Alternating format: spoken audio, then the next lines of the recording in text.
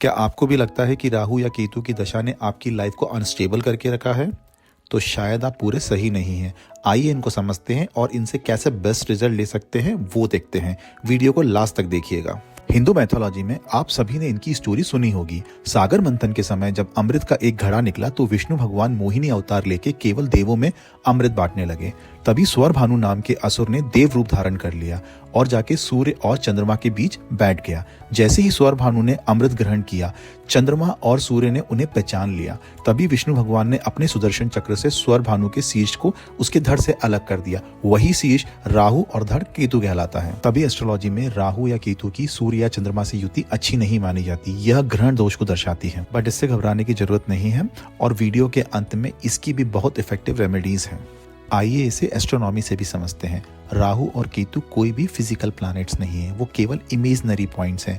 इसलिए एस्ट्रोलॉजी में भी उन्हें छाया ग्रह कहते हैं। जब पृथ्वी सूर्य के चक्कर लगाती है और वो जिस समतल पर सूर्य के चक्कर लगाती है उसे इक्लिप्टिक प्लेन कहते हैं। चंद्रमा पृथ्वी के चक्कर लगाता है, लेकिन चंद्रमा का ऑर्बिट पृथ्वी के समतल या इक्लिप्टिक प्लेन से 5.1 डिग्री पे झुका होता है।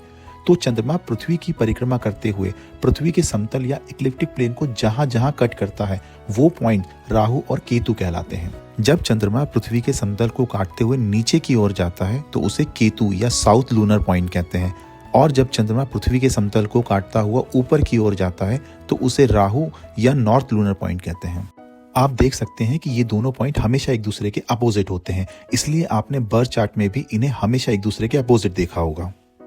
चंद्रमा की तरह उसकी ऑर्बिट भी रोटेट होती रहती है और इसे पृथ्वी का पूरा चक्कर लगाने में 18.6 ईयर्स लगते हैं। इसलिए आपने वैदिक एस्ट्रोलॉजी में सुना होगा कि राहु की महादशा 18.6 ईयर्स की होती है।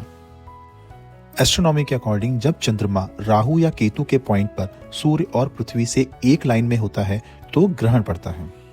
इसे वैदिक एस्ट्रोलॉजी में कुछ ऐसे देखते हैं कि जब सूर्य या चंद्रमा राहु या केतु के साथ एक ही भाव या हाउस में युति बनाते हैं तो यह ग्रहण की स्थिति होती है।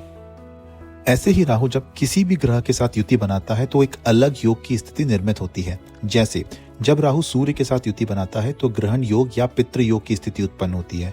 जब राहु चंद्रमा के साथ युति बनाता है तो चंद्र ग्रहण योग की स्थिति उत्पन्न होती है।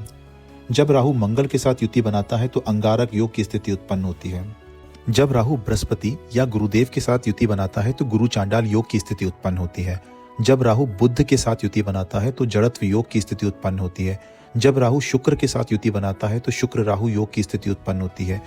ये सभी योग आपके लिए पॉजिटिव हैं या निगेटिव हैं, ये बहुत सारी चीजों पर निर्भर करता है। जैसे आपका लग्न, इनकी युति कितनी स्ट्रांग है और किस हाउस में बन रही है, इनकी डिग्री कितनी है।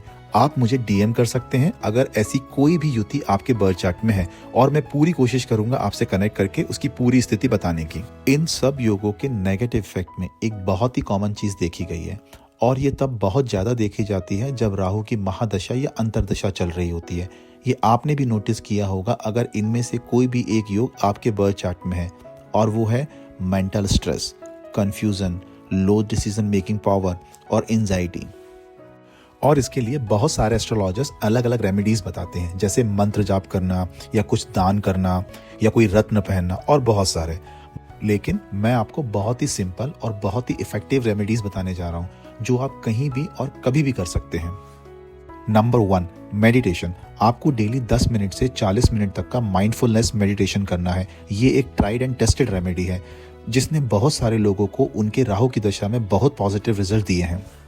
Number 2, cleanliness. आपको बस अपने आप को और अपने आसपास की जगह को क्लीन रखना है। जैसे जहां आप सोते हैं, जहां आप काम करते हैं, आपका बाथरूम और आप खुद। कोशिश करिए स्वच्छ रहने की और उसमें थोड़ा फिजिकल ग्रूमिंग को ऐड करने की, जैसे physical exercise, running, walking, workout. ये आपको अंदर से कॉन्फिडेंस देगा और ये भी एक टेस्टेड रेमेडी है। Number 3, avoid over eating. At least आपकी राहु की दशा में आपको अपनी भूख का केवल 80% तक ही खाना खाना चाहिए। जैसे ही आपको फील हो कि आप 80% तक फुल हो गए हैं, आप खाना बंद कर दीजिए। इसके पीछे बहुत एक स्ट्रॉन्ग थ्योरी है जो मैं आपको किसी और वीडियो में बताऊंगा, बट ये भी एक बहुत इफेक्टिव रेमेडी है। ये तीनों रेमेडीज में कोई भी एक्स्ट्रा एफर्ट डालने की जरूरत नहीं है और ये आपकी राहु की दशा में या अंतरदशा में आपकी बहुत हेल्प करेंगी। You can DM me for additional information.